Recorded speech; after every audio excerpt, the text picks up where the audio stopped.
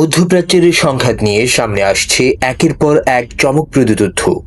এবার কুয়েতের camp Arifjan ঘাঁটিতে হামলার ঘটনা নতুন দিকে মোড় নিল।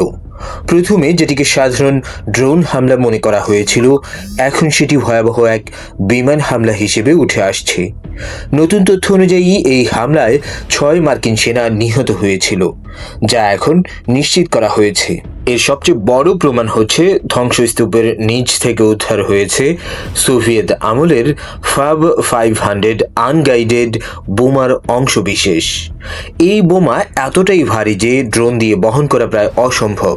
ফলে বিশ্লেষকদের ধারণা এটি চালানো হয়েছিল সু-24 বোমারু বিমান দিয়ে সরাসরি স্ট্রাইক হিসেবে।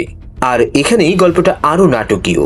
ধারণা করা হচ্ছে এই মিশনে অংশ নেওয়া ইরানি পাইলটরা জানতেন 60 বছরের পুরনো প্রযুক্তির এই বিমান নিয়ে ফিরে আসা প্রায় অসম্ভব। কুয়েতে আঘাত হানার পর বিমানগুলি যখন কাতারের আকাশ সীমার দিকে এগোচ্ছিল, তখন কাতার দাবি করে তারা দুটি সু-24 ভূপাতিত করেছে। সম্ভবত এই পাইলটরা শেষ মুহূর্ত পর্যন্ত লড়াই চালিয়ে গেছে, কাতারের জলসীমায় বিধ্বস্ত হয়েছেন। এটি শুধুই একটি হামলা ছিল না, এটি ছিল পুরনো প্রযুক্তি ব্যবহার করেও আধুনিক প্রতিরক্ষা ব্যবস্থাকে ফাঁকি দিয়ে চালানো এক দুঃসাহসিক সুইসাইড মিশন।